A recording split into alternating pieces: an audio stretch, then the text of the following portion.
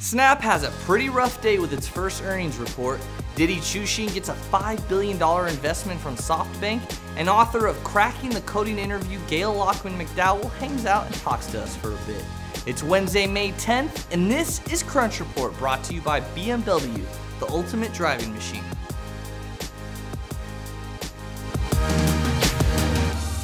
We have a great show today. I'm pumped. We have Gayle Laakman McDowell on, who knows the ins and outs of getting that job at that unicorn you've always wanted, and the author of the book Cracking the Coding interview. But before that, let's jump into the news. What does Elon Musk's calendar look like? With all the companies he's running, travels, and 5 children, it's gotta look insane. Here's something that's moved around a little bit on his calendar.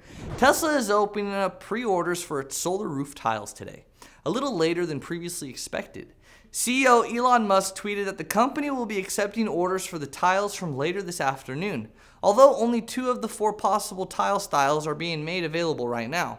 Musk said the tiles can be ordered for almost any country, including specific styles for Australia and the UK. He also confirmed that delivery and installation will be this year in the US and in 2018 for overseas orders. So the roof is the relative same cost as a normal roof, but saves you money by making electricity for you. Awesome. Can't wait to see it in action. Softbank, more like Big Bank. You know what I'm talking about, Diddy? Well, we have known that Softbank probably invested about $5 billion into Chinese ride-sharing company Didi. It wasn't confirmed until today. The mention was buried in Softbank's fiscal year 2017 earnings report. And while Didi hasn't disclosed a valuation, we have a reason to believe it's north of $50 billion. This is still less than Uber's nearly $70 billion valuation, but both are incredibly large on the scale of startups. And heck, they're even huge on the scale of public companies.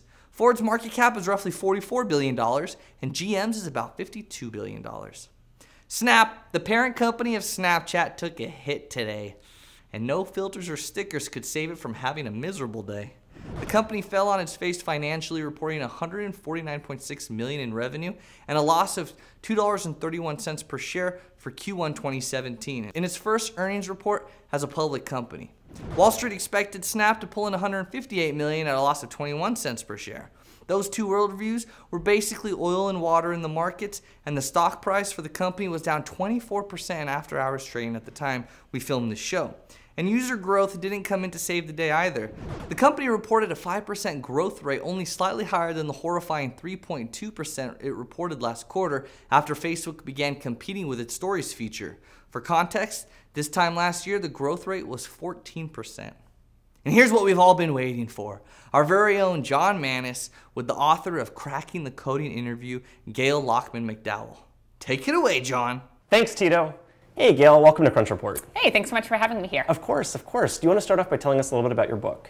Sure. So I wrote Cracking the Coding interview, which is, well, I've written a couple different books, but that's my most well-known one. And it's basically the major book that programmers get to prepare for interviews at companies like Google, Facebook, LinkedIn, lots of companies like that. Software Engineering 101, how to get a job type book. Yeah, and diving deeply into technical stuff. So how do you actually answer those kind of technical questions effectively? Hiring seems to be pretty screwed up in the Valley. What do you think the problem is, and how would you fix it?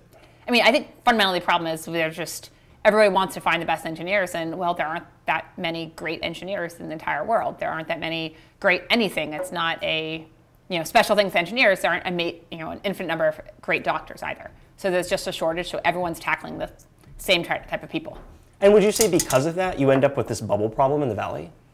Yeah, I mean, I think it's there. I mean, I think the bubble is you have a lot of excitement around startups, a lot of money around, and a lot of people starting for the cool thing, and everyone's trying to start a company. So how do you bring in more diverse people into the Valley? I think a lot of it is getting willing to understand that, look, a lot of great engineers go to, attended Stanford and other top schools, but there are a whole lot of non-top schools, a whole lot more non-top schools over top schools. So you're going to have to look at people who don't have CS degrees, who have degrees in other things, who never went to college at all, and just diversify who you're willing to look at. Now, do you think that companies did you just cheat? Yes, I did. You weren't paying attention. but I was paying attention. Well, as soon as you cheated. You can stop me. You can stop me. All right. Or just keep moving if you want. Oh no, yeah, I'm going to catch up. Wait, I'm going to catch up here. Okay. You got 5 moves here. I'm going to catch up here. All right, let's see.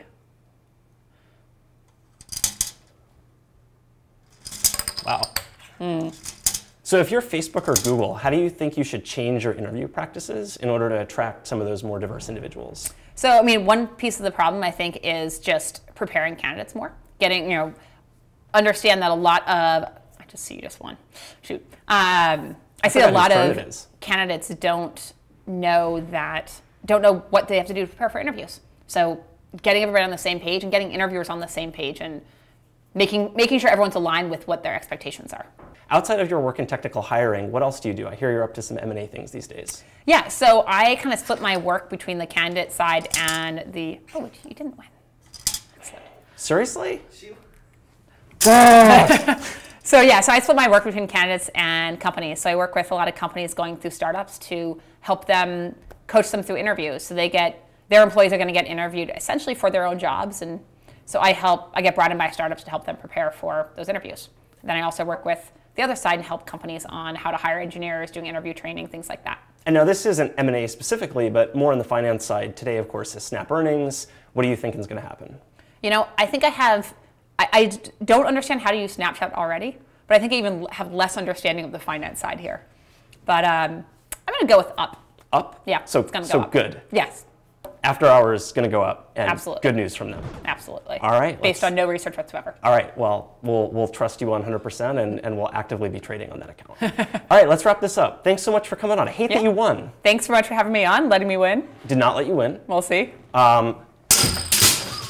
Next time. All right, then. Now back to you, Tito.